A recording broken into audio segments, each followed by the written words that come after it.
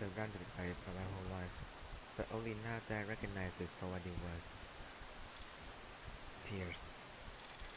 The tears of some higher being, perhaps. Maybe God. Whatever the case, the tears of the countless worlds above fell to the ground in a perfect, beautiful harmony as I stared up at them, not caring how many fell into my eyes. It was dark, naturally so. It was well past sunset in the middle of winter, and, despite Tokyo's reputation as a city that never sleeps, barely anyone walked by the forlorn beach I sat on. Shit. I heard footsteps getting closer, and unfolded my umbrella to look only slightly less like a crazy person. A familiar silhouette faded into view. If it was anyone else, I would probably be upset at my moment to myself being interrupted. But if there was anyone who could poke her way into my bubble at this kind of moment, I was fine with picking her. There you are. I had a feeling I'd find you here. Why? Enough of our memory came back for me to know what this place is. Uh, yeah. Alison sat down on the bench next to me, taking the umbrella from my hands and propping it up over both of us. She leaned onto my shoulder. You nearly gave me a heart attack, Saturday. When I went to bring you your dinner and you weren't there, I I got really scared. I'm really sorry. I just needed to go outside.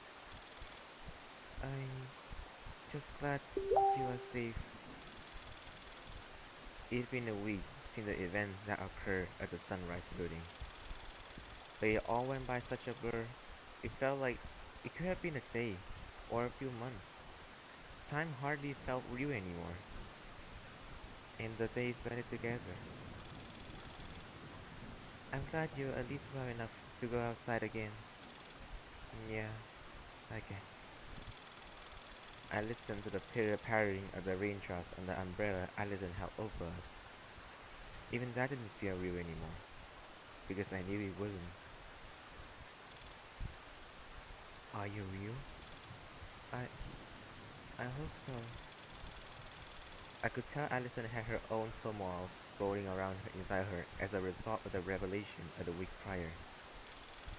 The idea that our whole lives had been lived in a false reality, a constructed story, had shaken up everyone. Even Ari had lost her cool, and I heard her sobbing a few nights ago from my room. The thing that scared me the most, however, was not my life up to this point being fake, or the truth about Suki's death. It was the idea that the girl next to me right now, who had saved my life, gave me love when I felt like I was at my lowest. The idea that she wasn't real. I remember what Dawn said, but I never heard from her after that night. I can't verify for absolute certainty that her claim about all of us being real beings transported into this world was the absolute truth.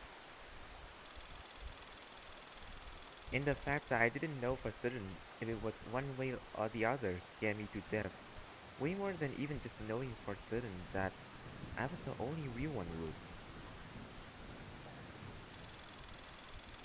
Do you want me to walk you back to Chio's, or should I stay with you here for a little while longer?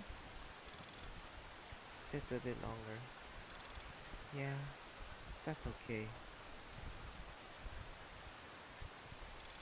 The bench is sat on faced parallel to the small playground and park that looked like it didn't see much use nowadays. But I remember. I remembered that swing set, that cheap metal slide. This was my home, in the original world. This was where Suki and my dad and I lived. When we first started staying in Chio's apartment, this hadn't appeared. But I knew now. I knew the truth about this world, about my sisters.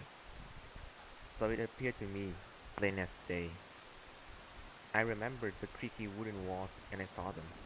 I could hear them. Memories flooded me, and with Allison wasn't there, I felt like I might have lost myself in them. Even if this world isn't real, I... The umbrella I brought that now rested in Allison's soft hand had a plastic roof, allowing me to see straight through to the individual draughts as they hit and burst on the umbrella's top. I want to believe my feelings, my actions, are real. Yeah, if I don't at least have that, then I might as well not be real myself. I took the umbrella back from Allison's hand. I'm good to head back now. Thank you so much for being here. I... yeah, I could tell she was holding a lot in, and getting her to open up was difficult. I knew this. But I would be there for her until the very end, and I knew that she would be there for me. I took Allison's hand and we walked down the dimly lit street of Ikebukuro back to Chiyo's apartment. 1 week prior. I was scrambling, panicking, desperate. Everything had changed in one single nanosecond. I ran through the blurry neon street of the red light district, attracting a number of strain gauges from passersby. Shit! Shit! God damn it! What the hell? Something had happened. I didn't know what, and I didn't like that I didn't know what. But some kind of divine intervention had occurred. It was during my fight with the Liberator of what I know now to be the typical endpoint of Locked S. The script diverged, and a bright light illuminated the area. Are you going to waste the one escape route to ever been thrown to the moment you were born? Because I'm sure as hell not! I let my guard down. I had fallen into a sense of security and she knew that. She took advantage of that. And she brought us both down to the same level. I don't know what she did, but I'm stuck down here now, in the story. Any and all ability to reset the narrative has been completely obliterated for me. I can't even access between space anymore. Where are you? What are you planning to do? I screamed to the air knowing, no, praying that she was somehow watching from above. I was on the same level as the protagonist now, and I hated that. I despised that. I loathed that. And then, as if the universe were to answer me directly, I collided directly with someone at full speed. Right, people on layer 0 had to deal with actual physics. Ow! Shit! Both of us fell to the ground, and when I looked up to see what had happened, my anger temporarily gave way to shock. Wait, you are... here? You! I... You aren't up there anymore either? People all around were staring at us, a feeling neither of us had ever known. We have always just weaved our way through the fabric of the story, always a level above everyone that existed inside it. Everything had changed. Get up. People are going to keep staring. Why are you here?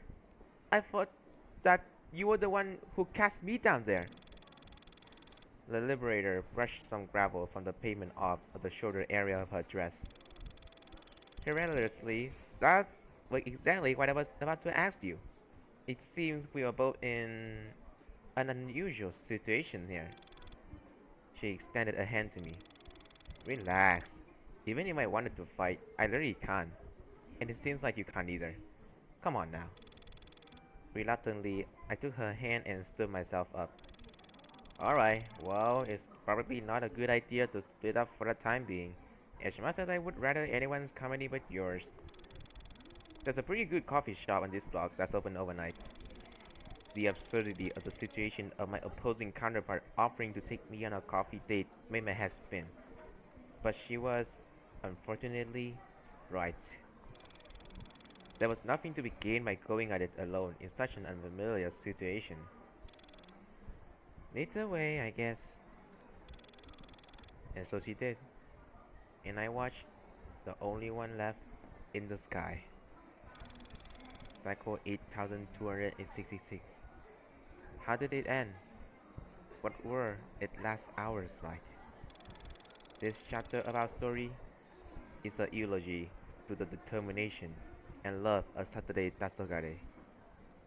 All of her. These are our last hours.